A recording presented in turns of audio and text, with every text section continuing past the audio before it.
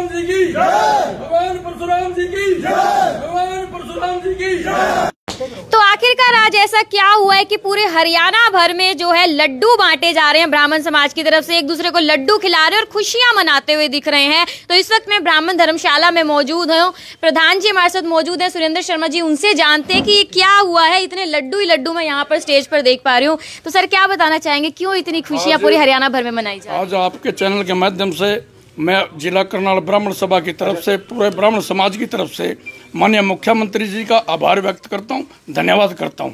जो 1700 एकड़ भूमि थी ये दौड़ी की, जो ब्राह्मण उसको बोते थे लेकिन उनका मालिकाना हक नहीं था, आज मालिकाना हक मिल चुका है। अब वे उसको बो भी सकते हैं, उसको अपनी जरूरत के हिसाब से सेल भी कर सकते हैं और उस पर लोन वगैरह भी ले सकते हैं। तो ये धौली की जमीन क्या होता है सर? धौली की जमीन ऐसी होती है जो किसी प्राइवेट आदमी ने दान की होती है। अच्छा। वो ब्राह्मणों को और भी कई कैटेगरी उनको दान की हुई थी, अब वो उनको मालिकाना हक मिल चुका है, ये वो मालिक बन चुके हैं, उसको अपनी जरूरत के हिसाब से सेल भी कर सकते हैं, अपनी जरूरत के हिसाब से उस पर लोन वगैरह भी ले सकते हैं। तो आज पूरे हरियाणा भर में इसी तरीके से खुशी बिल्कुल सारे हरियाणा में है ना लड्डू बांट करके खुशी मनाई जा रही है। तो सर और क्या बताना चाहेंगे, और क्या कुछ मांगे थी आप लोगों की तरफ से सीएम जी को?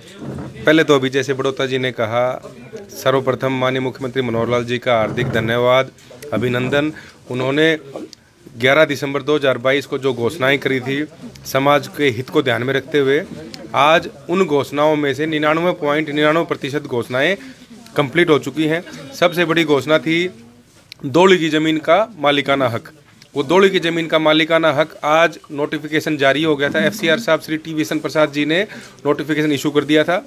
आज सभी DC साहिबान को उस नोटिफिकेशन की कॉपी जा चुकी है।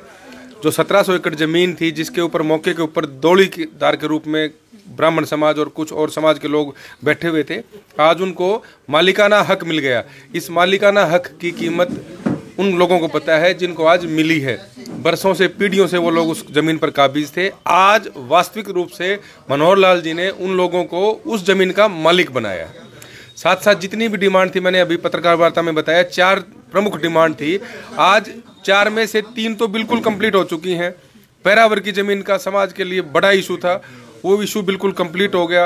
वो पेचीदा इशू था जिसको राजनीति के कारण और कुछ, मैं क्या शब्द यूज़ करूं, जिनकी खुद के इंटरेस्ट थे उन लोगों की कारण कुछ गलतफहमियां थी, वो भी मुख्यमंत्री ने व्यक्तिगत पेन लेकर उसका इतना बढ़िया समाधान निकाला।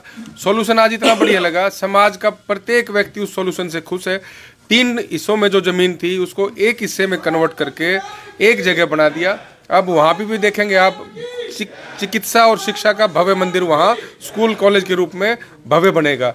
तीसरा आपके पड़ोसी जिला है कैथल, वहाँ पर भगवान परशुराम जी के नाम से मेडिकल कॉलेज का स्थापना होनी थी, उसका भी शिलान्यास और उसका भी भूमि पूजन पिछले महीने माननीय मुख्यमंत्री के कर कमलों से वो भी कंप्लीट हो गया।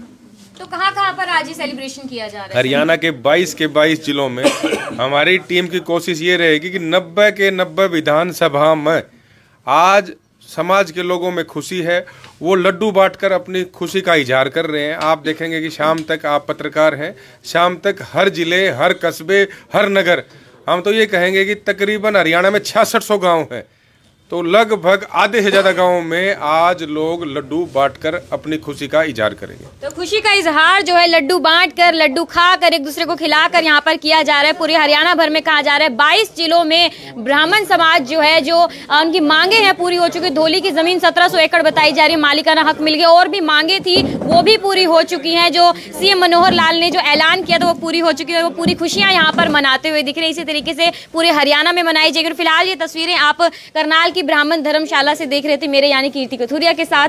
नमस्कार।